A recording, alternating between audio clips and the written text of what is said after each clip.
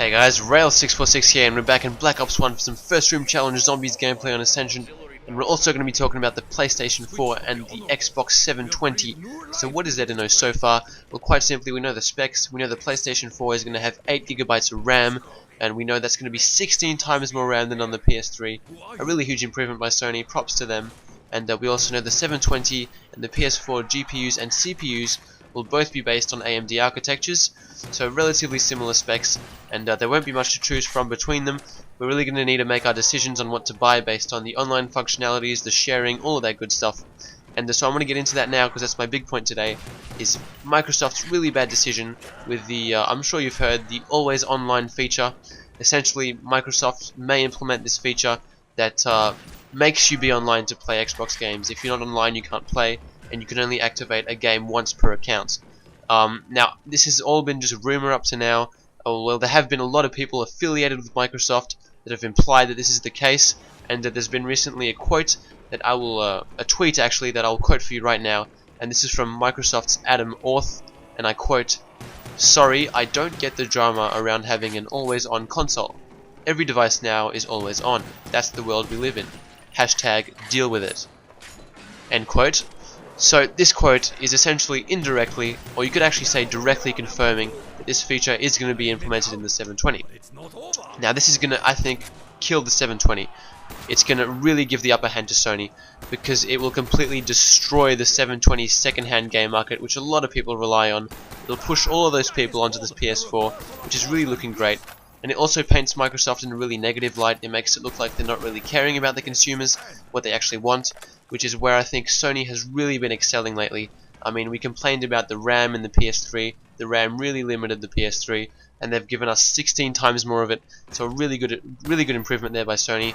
Also, the sharing and the voice chat and the communicating with other people on the PS3 was a real big issue. PlayStation Network was really unreliable, even though it was free.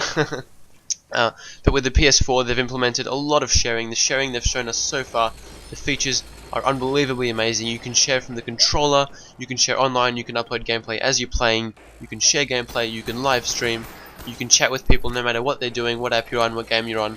That's essentially sort of like this 360 chat feature, which we've really wanted on the PS3 for a while. And so yeah, they're also bringing out the 3.5mm cable for the controller to enable a high quality headset voice chat.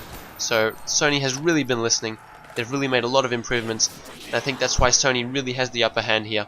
Not to mention that there have been a lot of comments from people involved in programming for both consoles that the PS4 is on par, if not slightly easier to use and to program for. So this seems to be based around the fact that the PS4 is slightly more based on a PC architecture than the 720. Of course, nothing is confirmed yet. Microsoft has yet to announce much. PS4 has announced some, but we haven't even seen the console yet. So all of this could change, but this is my take on it so far, and I really think the PS4 has the upper hand as of now, unless Microsoft doesn't confirm what's happening in regards to this always online feature. Well, we won't be sure until that happens.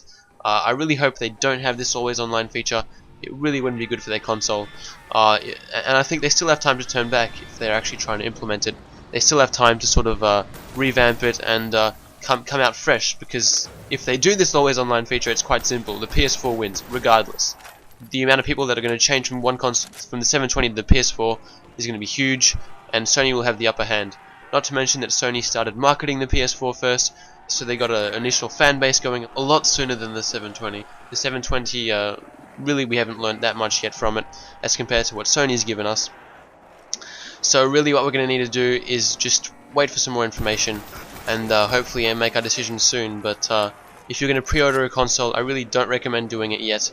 I would recommend waiting until E3 and all those big announcements have been made, so you can make a really well-informed decision about this. And yeah, so I hope you guys have enjoyed. Leave your comments. I really want to know what you guys think about this, what your opinion is. Will you still get the 720 even if it has this always online feature, or will you not get it? Will you switch to the PS4? And what's your take on the current features lists and all that? Who do you think is ahead, and what do you think they're going to do in the future? So yeah, give me your opinion. I really want to hear about it. And leave a comment, a like, a subscribe. It really helps me out, guys. It means really a lot to me. So yeah, I really hope you enjoyed, and keep up with my videos, subscribe, and I'll see yous